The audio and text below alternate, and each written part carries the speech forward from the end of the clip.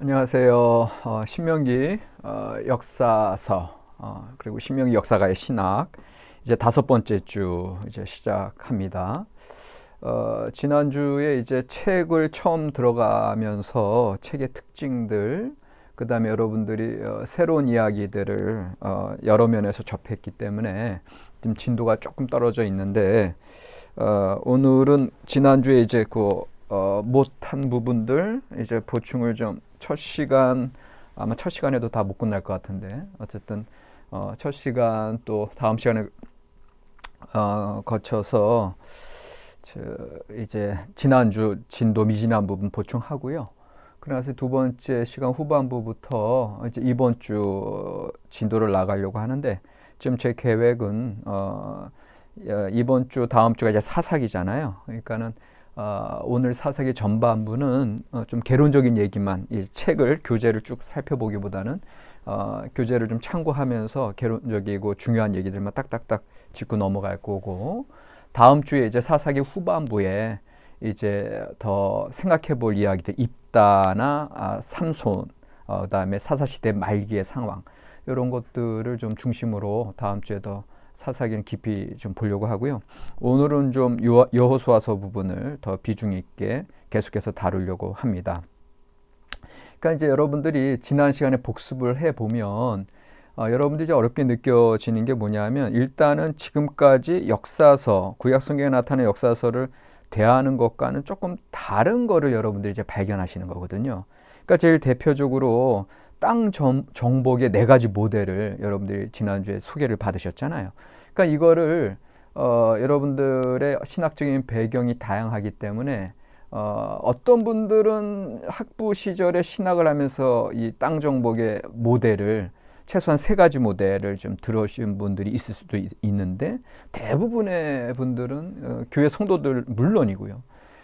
여호수아서에서 보도된 그대로 땅을 단시일 내에 이제 점령한 것으로. 왜냐하면 여호수아서 이제 쫙 그 여리고성 점령으로부터 아이성 점령, 그 다음에 이후에 북쪽 지역, 남쪽 지역 다 정복한 걸로 나오고, 그리고 나서는 땅 정복 이후에 12지파로 땅 분배하는 걸로 끝나는 게 이제 여호수아이기 때문에 여러분들이 이제 그렇게 알고 있는데, 이제 여러분들은 이 수업을 통해서 그것은 신명기 역사가, 포로기에 활동했던 신명기 역사가들의 편집이다. 신명기 역사가들의 신학적인 반영으로 신앙적 이스라엘이다. 그래서 역사적 이스라엘과 다른 거다. 요거를 여러분들이 이제 보시는 관점이 이제 생기셨을 거고요.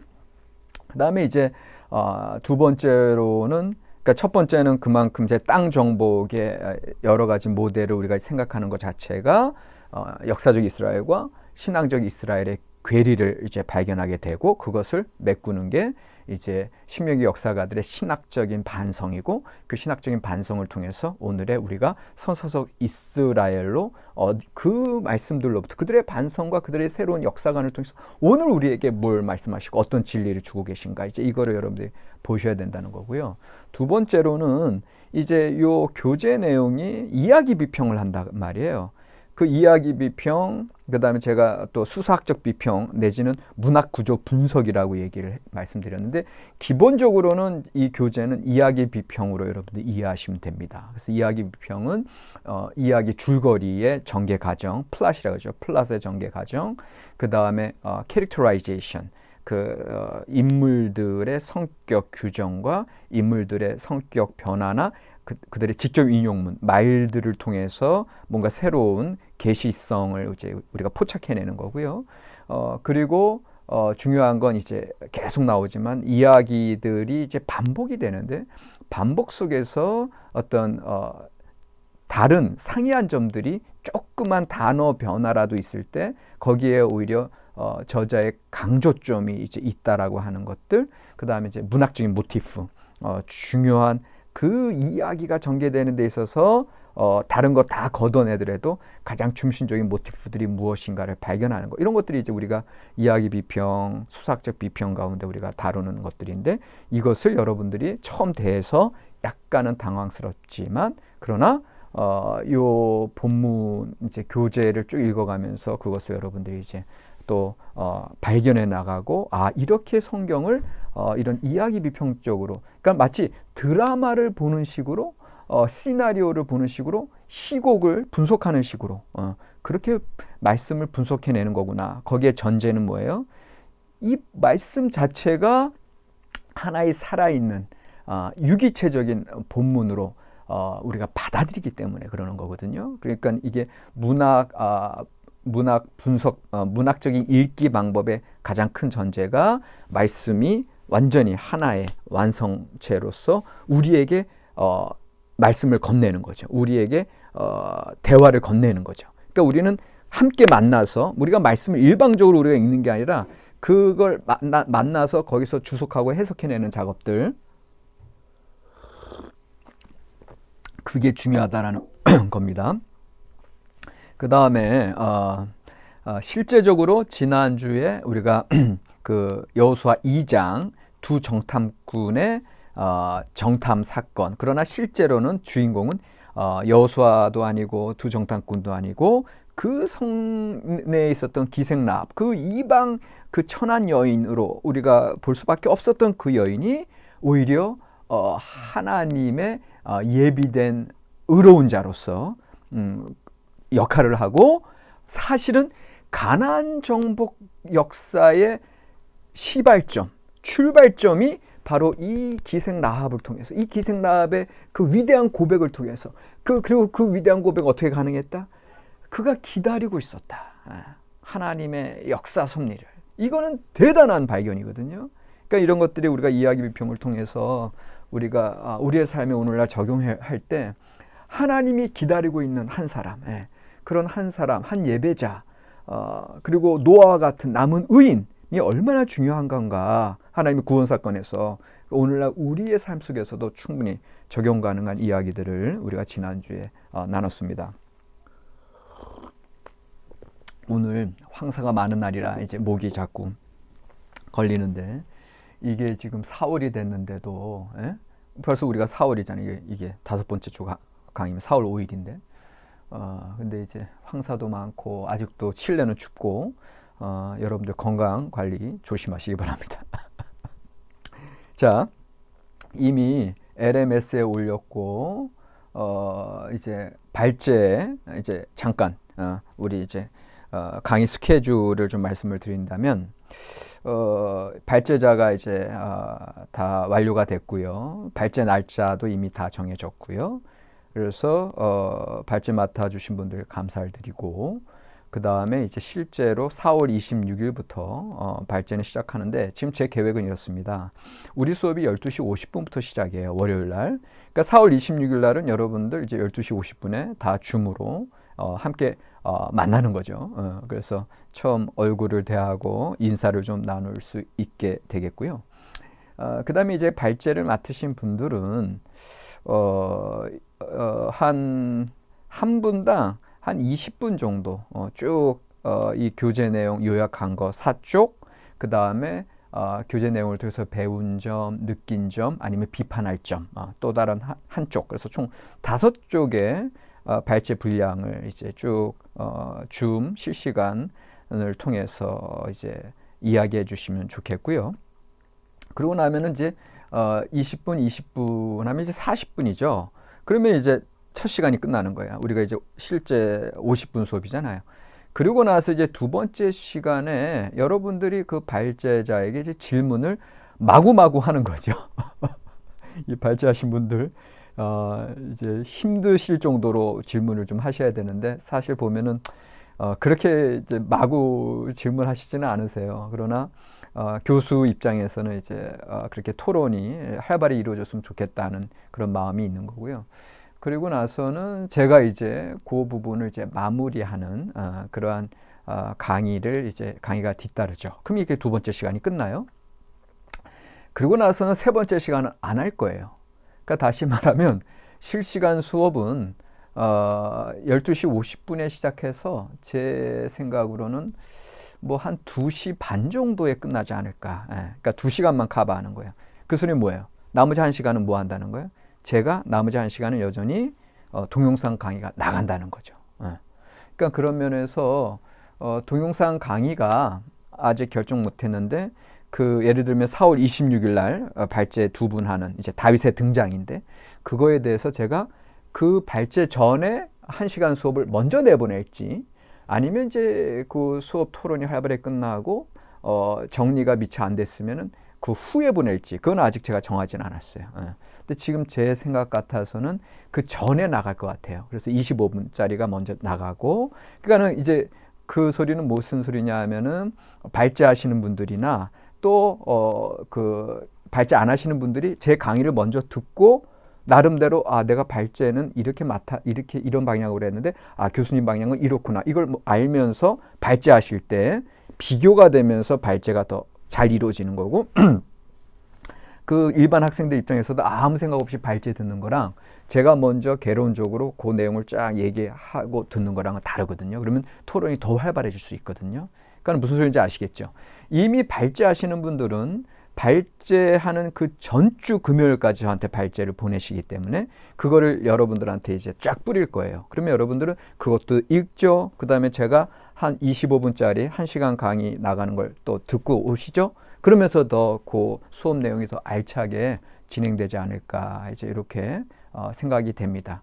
그래서 4월 26일부터는 여러분들이 최소한 월요일 날 12시 50분부터 2시 반까지는 실제 실시간으로 줌으로 만나니 그 시간은 이제 여러분들이 좀 확보를 해 놓으시면 좋겠습니다. 그 다음에 발제 맡으신 분들은 이제 걱정이 많으실 텐데 두려워하지 말라. 내가 너와 함께 함이니라.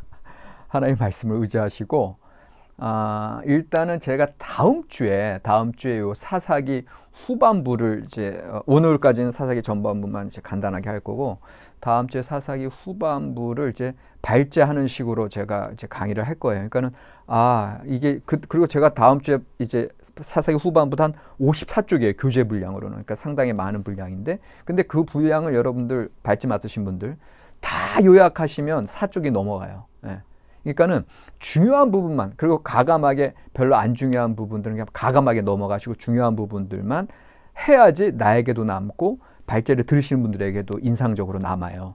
그러니까는 나에게 좀 중요하게 다가온 부분들 물론 여러분들이 패스한 부분들 건너뛴 부분들 중에도 중요한 부분들이 있겠죠. 그런 부분들은 제가 먼저 강의하거나 아니면 보충할 때 줌 미팅에서도 제가 그건 나중에 보충하면 되니까 그건 걱정하지 마시고 그냥 과감하게 중요한 부분들만 딱딱딱 요약하시고 거기에 대해서 나의 느낌들, 나의 비판점들 이런 얘기들을 같이 해주면 좋은 거예요. 예.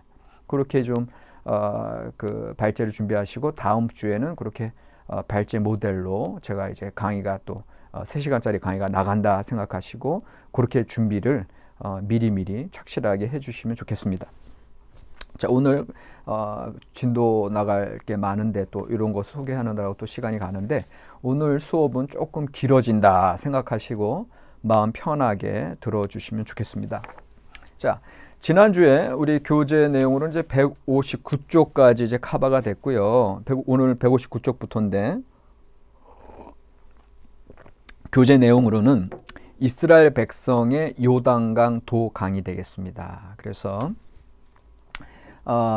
이 요단강 도강과 그 다음에 길갈에서의 할례가 이제 또 5장 이후에 이제 펼쳐지는데 이 요단강 도강은 어떻게 보면 그 홍해를 모세의 지도하에 홍해를 건넌 것과 같이 여호수아의 지도하에 또 요단강을 건너는 그런 것들이 이제 같이 이렇게 딱 그렇게 접하면서 새로운 하나님의 역사가 여호수아를 통해서 이루어지고 또 신실하신 하나님의 구원의 역사는 여전히 계속된다라고 하는 거 이제 보여주는 사건이 되겠죠.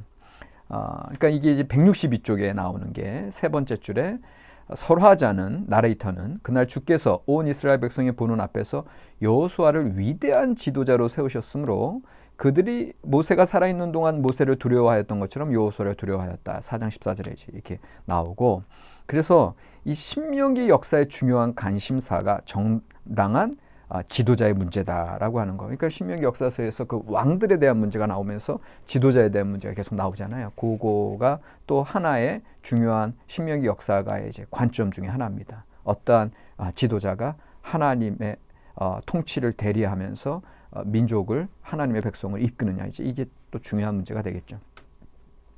그 다음에 이제 그 법계에 대한 부분이 이제 그 아랫단락 증거계에 대해서 나오는데, 중간쯤에 보면 그냥 법계로 쓰기도 하고 언약계 또는 증거계라고도 부르기도 하는데, 이 여러 개의 표현은 모두 전승의 배경이 다르기 때문이다, 이렇게 돼 있어요. 그러니까 법계라고 부르는 거, 언약계라고 부르는 거, 증거계라고 부르는 게 전승, 그것을 이야기하는 사람들이 다를 수 있고, 그것을 다루는 각각의 전승들, 제사장 전승, 신명기 전승, 뭐 엘로힘 전승, 여러 가지. 이거는 이제 그냥 학자들이 그냥 이름을 붙인 건데, 그런 전승들에 따라서 표현이 다른데, 그런데 참 신기한 것은 3장 11절과 3장 13절에 보면은 온 땅의 주의 언약궤, 온 땅의 주 여호와의 궤, 이게 이제 저는 놀랍다는 거죠. 그러니까 이게 이때 당시에 이미 온 땅의 개념이 나타난다. 이게 사실 법궤는 민족신 개념이거든요. 여호와가 우리와 함께 하시고 우리가 전쟁할 때 하나님께서 우리와 함께 하신다, 이 증거궤를 통해서 그렇게 확신하는 그런 개념인데, 오히려 이미 이때부터 벌써 여호수아 3장에서 온 땅의 주의 언약궤, 온 땅의 주 여호와의 궤는 뭐예요? 우리 여호와가 온 땅의 주인이고 통치자라는 거거든요. 그러니까 이거는 제가 보기에는 충분히 포로기 시대에 이 신명기 역사가의 관점이 충분히 반영된 거고, 이미 포로기 때 자기네들이 섬기던 하나님이 단지 여호와가 마르두고한테 져가지고 끌려온 게 아니라 우리의 신은 온 땅의 주권자 하나님이신데 우리의 잘못으로 왔다고 하는 그러한 신학적인 반성이 이미 이루어진 그런 용어다. 이런 것들을 여러분들이 이제 끄집어내는 게 이게 이제 신학적인 훈련이고,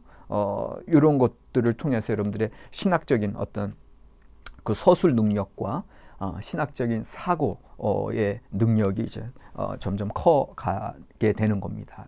이런 것들이 이제 훈련이 돼야 돼요. 자, 163쪽에 보면은 똑같은 얘기예요. 브라이언 패크함이 이제 이야기하는 것이 이제 제2의 출애굽 사건. 그래서 여호수아는 모세와 같은 지도자, 그 다음에 일관된 하나님 은혜 구원 사건이 나타난다는 거. 그 다음 4. 길갈에서의 할례가 나오는데, 여러분들 근데 이제 여러분들 우리가 성경 말씀을 제대로 해석하시고 그 다음에 신학적인 훈련이 필요하다 그랬어요. 신학적인 그런 서술 능력, 사고 능력이 이제 풍성해지려면 질문을 하셔야 돼요. 예. 그러니까 말씀을 이제까지는 교회에서는 순종함으로 또 하나님의 백성들에게 어떤 말씀을 주시나 이제 우리가 이렇게 믿음으로 말씀을 받아들였는데, 그러나 실제로는 대화라 그랬어요. 대화. 그러니까 여러분들 말씀에서 그 말씀을 받고 또 내가 또 그 말씀에 또 대화를 이제 붙여야 돼요. 질문을 해야 돼요. 이게 무슨 소리냐면은 이 길갈에서 할례는 이제까지 이제는 그들이 이제까지의 유랑 방랑 생활을 끝내고 이제 가나안 땅을 정복하면서 이제 정착 생활이 시작되고, 특별히 길갈에서 만나가 끊겼다고 하는 것은 이제 새로운 삶이 시작되고 우리가 직접 이곳에서 농사해서 우리가 수확해서 살아야 된다고 하는 거, 이제 이 정도까지는 여러분들이 이제 아실 텐데, 그러나 여기서 한 가지 더 질문하셔야 될 건 뭐냐면, 참 이상하지 않아요? 지금 아주 치열한 전쟁이 이제 일어나는 시기고 전쟁을 해야 되는 상황이고, 그 다음에 이미 요단강을 건넜단 말이야.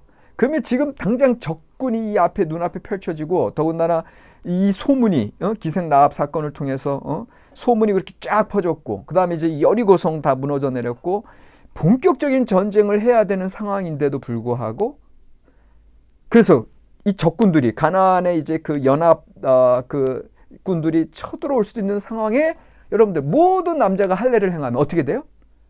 한 일주일간은 아무것도 못한단 말이야. 이런 위기의 상황에서 왜 할례를 행해? 전쟁터에서? 이상하지 않아요? 그러니까 여러분들이 이런 질문을 좀 하셔야 돼요.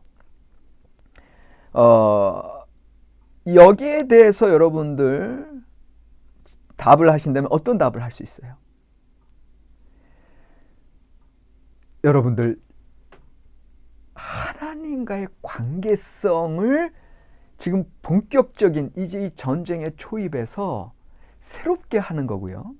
더 나아가서는 바로 이 할례가 창세기 17장 11절에서 언약의 표징이죠. 내 언약이 너희 살에 있어 영원한 언약이 되려니와. 여러분들, 이스라엘의 전쟁은요, 자기네들의 군사적인 정치적인 정복 전쟁이 아닙니다.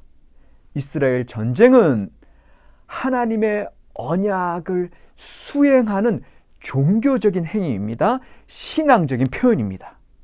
좀 이따 얘기하겠지만 헤렘은요, 헤렘은 하나님 앞에 제사 드리는 거예요. 전쟁이 아니에요. 전적으로 달라요. 자, 제가 지금 무슨 얘기하고 싶으냐 하면, 우리가 인간적인 생각, 이성적인 사고로는 이들이 전쟁을 계속 수행하고 이제 인간적인 방법으로 전략을 잘 짜고 그래가지고 여기 가나안 정복을 다 잘 해야 된다고 하는 그냥 수평적인 생각, 인간적인 생각만 하기 쉬운 그 시점에 수직적인 하나님과의 관계성을 생각하고 우리가 지금 하려고 행하는 것 자체가 벌써 하나님께서 행하시는 것임을, 하나님의 언약의 성취 과정임을 그들은 고백하고 있다는 거예요. 또 다른 말로 우리는 우리 인생사를 살아가면서 나의 인간의 계획과 교회의 사업과 그냥 인간적으로만 생각한다고. 그런데 그게 아니라 이 상황에서도 내가 희생하는 것 같고 내가 바보 같지만 믿음의 관점으로 당연히 하나님 안에 먼저 행할 일들을 한다고요. 그럴 때 하나님께서 임마누엘로 함께 하시고, 그때 하나님께서 너희가 싸우는 게 아니라 이 전쟁은 나에게 속한 싸움이다 라고 해주시는 거라는 거죠.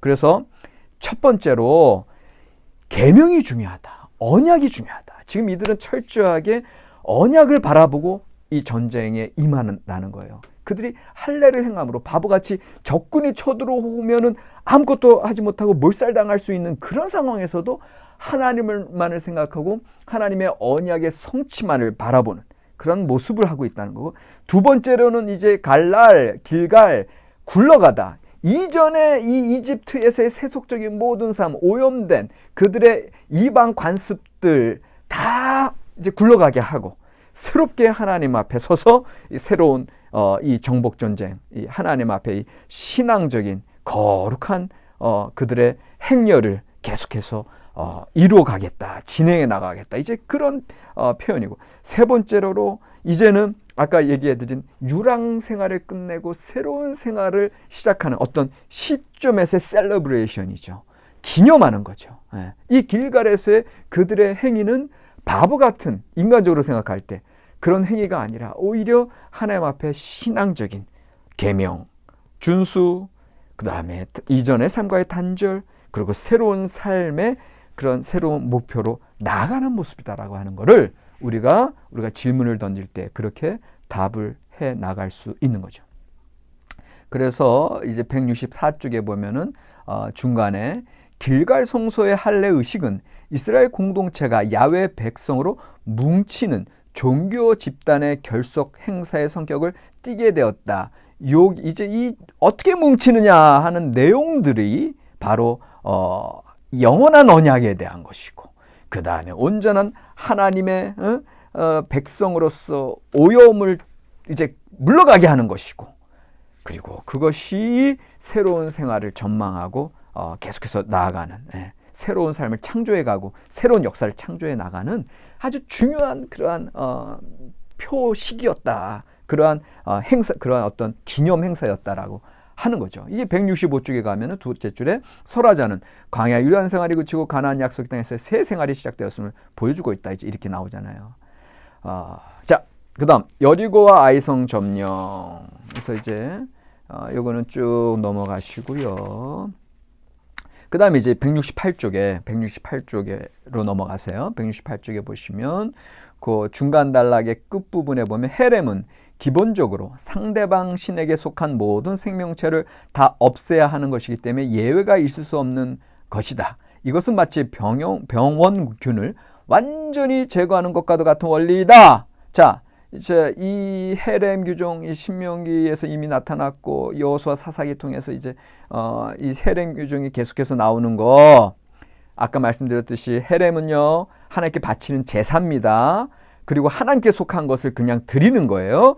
그렇기 때문에 그들이 여리고성 7바퀴 도는 것들, 그 다음에 전쟁하는 모든 것들, 인간적이고 정치적이고 군사적인 행동이 아닙니다. 신앙적인 행동이고 제사 드리고 예배 드리는 거예요. 그러니까 그들이 6바퀴 한 바퀴 한 바퀴 돌고 7바퀴째 도는 것 자체는 하나님 앞에 예배 드리는 거예요. 전쟁이 아니에요.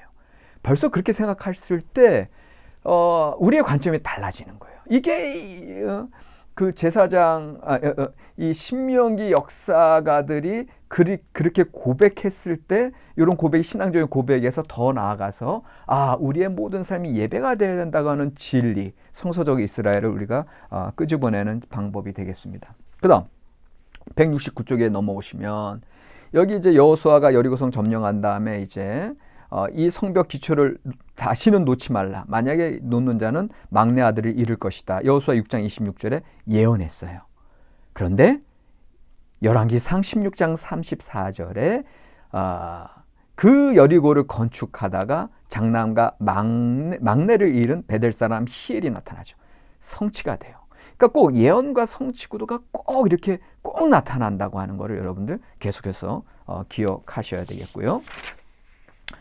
그 다음에 이제 그 170쪽에 보면 밑에 부분에 이제 라헬과 아간의 운명 이제 그렇게 겹쳐서 나오는 부분들, 이런 것들이 이야기 비평의 내용이에요. 그러니까 간 본문 읽기 내지는 본문 간 읽기, intertextuality, 서로 본문 간에 아니면 주인공 간에 이렇게 이제 그렇게 구별하고 상이성, 그다음에 유사성을 발견하고 거기에서 또 새로운 계시의 말씀을 끄집어내는, 해석해내는 그런 훈련이 되겠고요.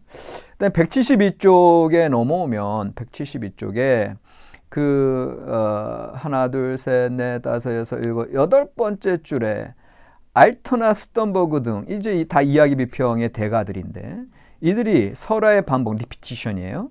좀 더 생생하게 설명하고 있는데 그 반복할 때 설화 자체의 반복과 변형이 될 수 있다. 이런 것들이 되게 중요한 내용인데 이제 이게 왜냐하면 이야기 비평이니까 그래요. 이야기 비평 가운데 유사한 이야기들이 이렇게 흘러가요. 근데 거기에서의 차이점들이 있어요. 그걸 통해서 그 본문의 중요한 내용들을 이제 끄집어내는 요게 이제 이야기 비평의 훈련인데 특별히 이제 알터 같은 경우 타입씬 해가지고 소명 기사의 어떤 리피티션, 반복되는 거.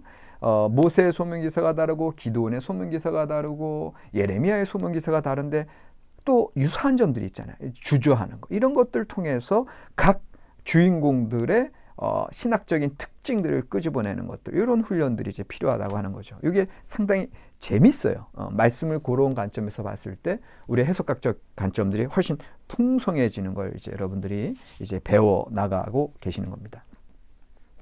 그 다음 쭉 넘어가서 174쪽에 보시면 이제 이 세계 뭐냐, 174쪽에 그 중간 부분 보시면 폴진도 로버트 폴진의 이제 이 이야기 비평을 계속 이 장일선 박사가 이 교재에서 따라가고 있는데, 폴진은 여호수아의 세겜 계약이 이스라엘의 12지파만 상대한 모세의 경우와는 달리 이방 사람들까지 포함시킨 점이 특이하다. 이것은 이스라엘이 새 땅에서 이방인과 함께 섞여 살 운명임을 시사한다. 그러니까 여기 계속 비교하는 거예요.